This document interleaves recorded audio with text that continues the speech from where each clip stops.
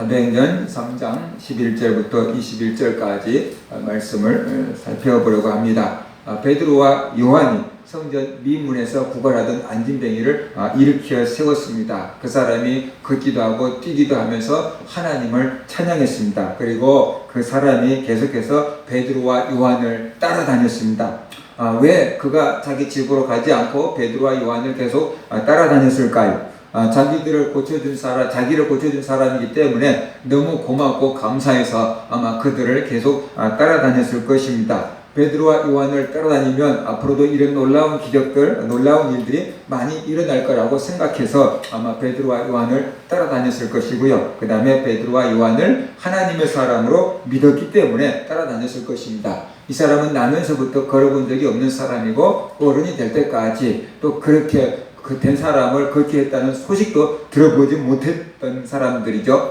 그럼에도 불구하고 이 베드로와 요한이 자기를 치유해준 그 사건을 통해서 내가 듣도 보도 못한 하나님의 사람을 만난 거예요. 그래서 이 사람들을 지금 믿고 따라다니고 있는 거다라고 볼 수 있습니다. 이 나은 사람이 베드로와 요한을 따라다닌 것을 보고 많은 사람들이 모여들었어요. 저 사람이 원래 성전에서 구걸하던 사람 아니야? 맞아. 어떻게 저렇게 지금 걸어다니는 거야? 저 사람들이 좀 고쳐놨대. 그래서 지금 저렇게 따라다니고 있는 거래. 그래? 그러면서 사람들이 베드로와 요한에게 몰려들기를 시작을 했습니다. 그래서 도대체 저 사람들이 누구일까? 그 다음에 저 사람들이 또 어떤 기적을 일으킬까? 그래서 베드로와 요한을 주목하고 저들이 무슨 말을 하는가 보자 라고 베드로와 요한을 주목을 했어요. 사람들에게는 어떤 센터 중심이 있어요. 유별나게 그런 사람도 있고 좀 그렇지 않은 사람도 있지만 대부분 사람들은 남들에게 인정을 받고 칭찬을 받고 존경을 받고 싶어 하잖아요. 그래서 자기를 이렇게 포장을 하고 어떤 의미에서 자기를 또 자랑하고 그래서 사람들로부터 무시당하지 않고 인정받고 존경받고 칭찬받고 사랑받으려고 하죠. 쉽게 말하면 인기를 얻고 살아가려고 하는 것, 바로 그것이 보통 사람들의 마음이다. 지금 베드로와 요한이 지금까지 그렇게 주목을 받아보지 못했는데 사람들이 베드로와 요한을 주목하면서 그들의 인기가 어떻게 돼요? 많은 사람들에게 인기를 얻게 된 거죠. 보통 사람들 같았으면은 야 너무 기분 좋다. 이 인기가 빨리 시들지 않았으면 좋겠다. 저 사람들을 팬들을 관리해야지. 아마 그렇게 생각했을 수도 있겠지요. 그런데 베드로가 뭐라고 얘기하냐면 사람들이요 왜 우리를 주목합니까? 라고 말했어요. 이 사람을 고쳐서 낫고 걷게 한 것은 우리가 아닙니다. 예수님입니다. 그러니까 우리를 주목하지 말고 예수님을 주목하십시오 라고 이렇게 말했습니다. 베드로는 자기들이 이 사람을 고친 그런 능력이 있는 게 아니다 라고 말했어요. 예수 그리스도가 이 사람을 고쳤고 예수 그리스도 이름이 이 사람을 낫게 했다. 그러니까 우리들을 주목해봤자 우리들한테 얻을 것이 하나도 없습니다. 예수님을 주목하면 여러분들에게도 이런 기적이 일어날 겁니다. 그러니까 나를 보지 말고 예수님을 보십시오 라고 이렇게 말을 했습니다.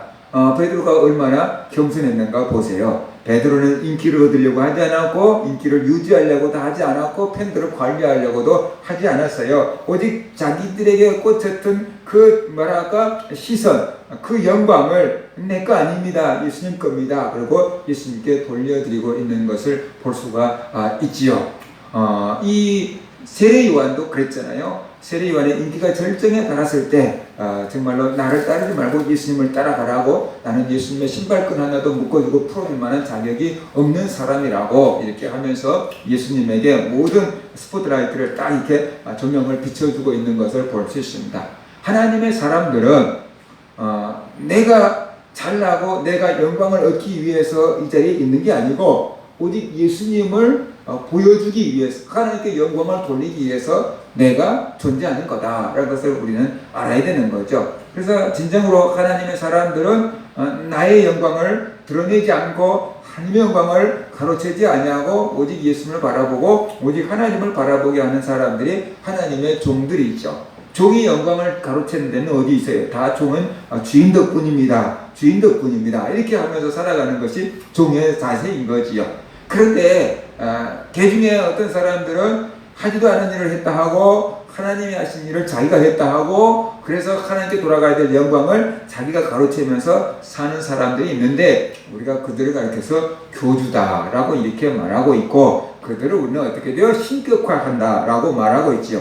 그래서 성도들로 하여금 그 사람을 교주를 신처럼 수앙하고 믿고 따르고 섬기도록 하는 것 우리는 신격화한다라고 하는데 자기들은 절대로 그게 아니다라고 하는데도 보면은 여전히 하나님께 가야 될 영광을 다 자기들이 가로채고 있는 것을 볼 수 있습니다. 그런 열매를 보면 나무를 안다고 예수님이 말씀하셨잖아요. 그런 사람들을 보거든 저 사람이 아무리 훌륭하고 아무리 대단하고 아무리 큰 일을 했다고 할지라도 저 사람은 아니다. 그러면서 우리가 알아야 되는 거죠. 수많은 사람들이 믿고 따르고 존경한다 그래서 그가 그리스도가 될 수가 없는 거고 하나님의 일꾼이 될 수가 없는 거다. 진정으로 하나님의 일꾼은 정말로 모든 영광을 하나님께 돌리고 자기는 무대의 뒷전으로 사라져가는 것 바로 그것이 하나님의 일꾼 종의 자세다. 그러면서 우리가 알아야 되는 거죠.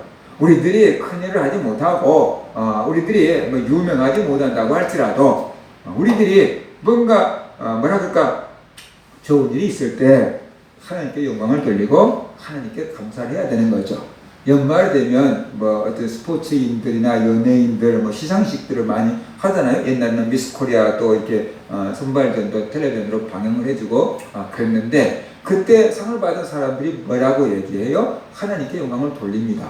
예수 믿는 사람들 중에 상당히 많은 사람들은 하나님께 영광을 돌립니다 라고 이렇게 했어요. 그런데 또 다른 종교를 믿는 사람들이나 안 믿는 사람들이 그것이 너무 거부하다고 싫다고 자꾸만 방송에 컴플레인을 걸기 때문에 사람들이 그거 하지 말라고 한대요. 방송국에서 아예 그 말 하지 말라고 이렇게 얘기한대요. 그리고 자르고 편집하려고 한대요. 그러니까 또 어떤 사람들은 그냥 마이크만 오면 편집 못하게 먼저 그 소리부터 먼저 또 하는 사람들도 있고 또 약속을 지켜주느라고 하지 못한 사람들도 있고 그렇다는 거죠. 그래서 우리는 어떤 좋은 일이 있을 때 그것이 하나님의 은혜다라는 것을 인정을 하고 하나님께 감사하고 하나님께 영광을 돌리고 바울도 그랬잖아요. 나의 나된 것은 하나님의 은혜로다 라고 이렇게 고백하고 있는 거죠. 그래서 못된 것은 다 내 잘못이고 잘된 것은 전부 하나님의 은혜입니다 라는 그런 마음과 자세를 가지고 우리가 살아갈 때 겸손한 사람으로 살아갈 수 있고 하나님께 영광을 돌리며 살아갈 수가 있다.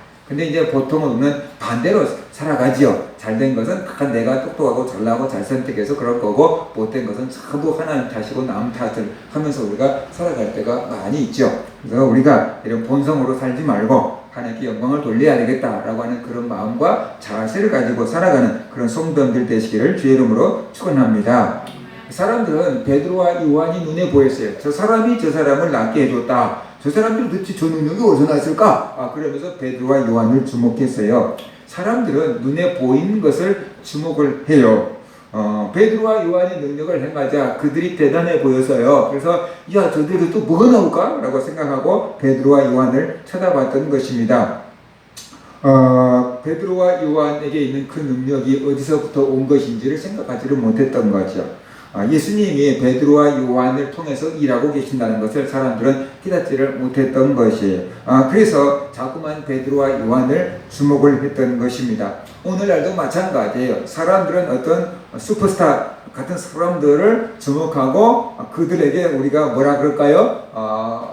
시선을 주목시키는 거죠. 연예인들도 마찬가지 슈퍼스타 같은 사람들을 이렇게 막 만들어내는 거죠. 기획사에서 슈퍼스타를 만들어내면 우리는 그 사람을 막 이렇게 추앙하고 막 좋아하고 따라가는 그런 세상의 구조가 되어 있습니다. 어떤 사람은 정말로 대단해 보일 수 있습니다. 수많은 사람들이 그를 추앙하고 따를 수가 있습니다. 그렇지만 그 사람에게 있는 그 힘과 능력과 권위와 명예가 어디서 누구에게서부터 주어진 것인지는 사람들이 생각하지 않는다. 그러면서 우리가 알아야 되는 것이에요. 그래서 계시록에 나와 있는 두 증인, 굉장한 권세를 행한 두 증인, 그들은 하나님께로부터 능력을 받아서 그렇게 대단한 일을 해내는데 두 짐승이 또 나오죠. 바다에서 나온 짐승과 땅에서 나온 짐승 두 개가 나오는데 그들은 굉장한 권세를 행하는데 그들은 사탄의 권세를 받아서 그 일을 하고 있다라고 성경은 말씀을 하고 있잖아요. 오늘날 하나님의 일을 하고 하나님의 성령이 그를 높여서 슈퍼스타처럼 된 사람도 있고 반대로 사탄에게 어떤 지혜나 사탄에게 어떤 권위를 받아가지고 슈퍼스타처럼 행세를 하고 있는 사람도 있을 수가 있다는 거죠.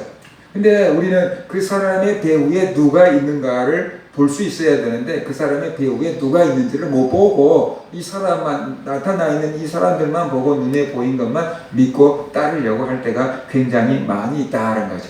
그렇지 않다라는 것을 우리가 분명하게 알아야 되는 것이죠. 그 많은 인기가 한순간에 있다가 없어져 버릴 수도 있는 것입니다. 그 많은 인기에 도대체 누가 그런 인기를 누릴 수 있게끔 했는가를 우리가 한번 살펴봐야만 된다. 어떻게 살펴볼 것인가? 그의 열매, 그가 도대체 어떻게 살아가고 있는가, 어떠한 가치관을 가지고 살아가고 있는가를 본다 그러면은 그 사람이 가지고 있는 인기와 권세와 명예가 누구로부터 주어진 것인지를 우리가 가늠해 볼 수가 있다는 것이. 그래서 우리는 눈에 보이는 현상만 보지 말고 그 이면을 바라볼 수 있는 그리스도인들이 될 때 세상의 사탄에게 속지 않고 살아나갈 수가 있게 되는 거다. 그래서 우리가 알아야만 되는 거죠. 꼭 영적인 눈을 떠서 저 사람 누가 조종하고 있어 라고 이렇게 보지 못한다고 할지라도 그 사람이 살아가는 삶의 말을 통해서 그 사람의 사고방식을 접해보면은 저 사람이 하나님의 사람인지 저 사람이 악한 쪽의 사람인지 우리가 구분해 볼 수가 있다는 것이. 그래서 우리가 사람을 보지 말고 그 배후에 있는 실체를 우리가 보도록 노력을 해야만 된다. 설령 그가 하나님께 은혜를 받고 하나님께 능력을 받아서 큰 일을 해낸다고 할지라도 우리가 사람을 지나치게 추앙하고 신격화할 필요는 없다. 그것은 성도와 그 사람 둘 다 망하는 길이다. 그러면서 우리가 알아야 되는 거죠. 사람들이 막 추앙하고 사람들이 막 존경한다고 사람들이 막 높여주면 처음에는 하나님의 은혜입니다. 하나님께 영광을 드립니다. 내가 무엇이간데 이렇게 했다가 계속 그러면은 그게 살살 믿어지고 살살 받아들여지고 원래 내가 좀 괜찮지? 이렇게 교만해지기 시작하지요. 그래서 결국에는 또 교주가 되어버릴 가능성도 굉장히 많이 있고 교주까지는 가지 않는다고 할지라도 타락해서 쓰러지고 넘어질 수가 있다. 교만은 태망의 선봉이라 그랬는데 그런 사람들이 처음부터 교만해지고 싶어서 교만해진 건 아니라고 생각이 돼요. 주변에서 자꾸만 부추기는 거야. 주변에서 자꾸만 교만하도록 부추기니까 자기도 모르게 어느 순간 그 장단에 숨을 추는 거죠. 사극 같은 것을 봐도 그렇고 오늘날 정치도 비슷할 수 있지만 킹메이커들, 왕을 만들어 놓은 사람들이 있어요. 그래서 누군가가 왕 노릇을 하고 있고 그 주변에서 왕을 그냥 꼭두각시처럼 움직이고 있는 그런 세력들도 있을 수가 있잖아요. 바로 그런 경우가 생기게 되는 거다. 그래서 우리가 알아야 되는 거예요. 그래서 아무리 대단한 사람들이 있다고 할지라도 그 사람에게 지목하지 말고 하나님, 그 사람을 통해서 일하고 계시는 하나님을 봐야 돼. 예를 들어서 이렇게 얘기해 봅시다. 성경에 나온 인물 중에 모세. 우리가 봐도 정말로 어마어마한 일을 했고 이스라엘 백성들이 봤을 때도 정말로 기념비적인 사람이 바로 모세 아닙니까? 그런데 그 모세가 훌륭할까요? 그 모세를 그렇게 쓰신 하나님이 대단할까요? 우리가 모세를 봐야 될까요? 하나님을 봐야 될까요? 그거예요. 우리가 모세를 바라본다면 모세가 우리를 구원해 줄 수 있겠느냐 그런 거예요. 모세를 통해서 일하시는 누구를 봐야 돼요? 하나님을 봐야 되고 예수님을 봐야만 되는 거예요. 근데 사람들의 눈에는 하나님이 안 보이고 누구만 보여요? 모세만 보여. 그래서 사람들이 모세를 자꾸만 주목하려고 그러는데 그건 아닌 거다. 그런 것을 우리가 알아야 돼요. 모세가 십계명을 받고 내려왔을 때 얼마나 은혜를 받았는지 모세의 얼굴에서 광채가 나가지고 이스라엘 백성들이 모세의 얼굴을 쳐다보지 못했다는 거예요. 그러니까 그 광채가 우리가 크림을 바르고 그래가지고 끄덕끄덕 그 정도 수준이 아니라는 거예요. 눈부셔서 볼 수 없을 정도 수준이니까 그 정오의 태양만큼 대단한 그 광채가 모세의 얼굴에서 비쳤다는 거야. 사람들이 쳐다도 못 볼 정도로 눈부신 그 광채가 모세에게서 났다는 건데 모세를 보세요. 그러면 나 이게 대단한 사람이야 라고 앞으로 내 잘 알아서 챙겨 이렇게 했을 수도 있는데 모세가 어떻게 했어요? 수건으로 자기 얼굴을 가렸다라고 이렇게 말해요. 나 보지 마라. 나는 아무것도 아니다. 나 보지 마라. 하나님 봐야 돼. 나를 보면 안 된다. 그래서 모세가 자기 얼굴을 가렸다라고 성경은 말씀을 하고 있는 거잖아요. 그러니까 하나님의 사람들은 진짜로 하나님을 딱 만나고 나면은 내가 아무것도 아니라는 걸 알게 되는 거죠. 왜? 하나님이 만든 최고의 피조물 중에서 사람이 최고지만 하나님에 비하면 창조물과 피조물 사이이기 때문에 아무것도 아닌 거예요, 이게. 예를 들어서 어떤 토기장이가 뭐 백자를 만들고 천자를 만들었다고 생각해봐요. 사람들이 백자 천자가 대단하고 돈이 수십억 나간다고 막 야단 법석을 떨겠지만 그 백자가 자기를 만든 그 도공한테 뽐내고 자랑하고 교만하고 그러면은 도공이 뭐라 그러겠어요? 야 이놈아 니 누가 만든 줄 알아? 이렇게 되는 거죠. 나는 니 같은 놈 수십 개도 만들 수 있어. 그러지 않겠어요? 도공이 자기가 백자를 만들었다. 앞으로 나는 너 같은 놈을 수백 개 만들 수 있어.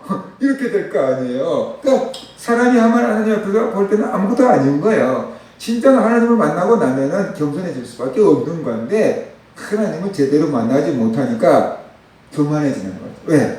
나하고 비슷한 줄로 생각하니까 교만해지는 거다. 그래서 우리가 알아야 됩니다. 그래서 우리가 늘 사람에 주목하지 말고 하나님께 주목하며 살아가는 그런 사람들이 돼야 돼. 사람들의 시선을 주목하고 살아가면 외식하는 서기관과 바리새인들처럼 될 수 있어요. 우리가 늘 하나님을 주목하고 살아가는 그 신앙이 하나님께 인정받는 신앙이 되고 내 영혼이 생명력 있는 그 신앙이 될 수 있다. 그래서 우리가 알아야만 되는 것이지요. 이 베드로는 사람들에게 자기를 주목하지 말고 예수님을 주목하라 그랬어요. 그러면서 예수님을 주목하려고 하면 예수님이 누군지 알아야 되잖아요. 그래서 빌라도 예수님을 설명해 주는데 빌라도가 예수님을 살려주려고 하지 않았습니까? 그런데 여러분들이 살인자 바라바를 놔두고 예수님을 십자가에 못 박으라고 소리 지르지 않았습니까? 여러분들이 십자가에 못 박아 죽이신 그 예수님을 하나님이 살려주셨습니다. 예수님의 죽음을 입고 다시 살아나셨습니다. 우리가 예수님의 부활을 목격한 증인들입니다. 라고 지금 말하고 있는 거예요. 그래서 우리들은 여러분이 십자가에 못 박아 죽인 그 예수를 믿고 있고 그 예수님이 우리에게 능력을 주어서 이 사람을 고친 겁니다.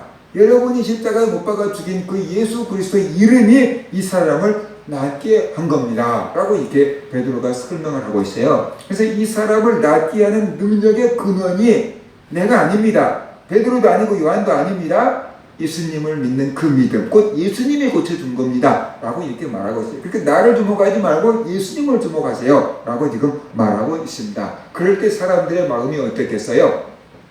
아니, 우리가 십자가에 못 박아 죽으라고 했는데 그분이 살아서 지금 이런 기적과 능력을 행한다 그러면 그분이 우리에게 복수하면 우리는 어떻게 돼? 두려운 마음이 생겼겠지요. 그럴 때 베드로가 그들을 안심시키면서 이렇게 말해요. 여러분들이 몰라서 예수님을 십자가에 못 박아 죽인 줄 압니다.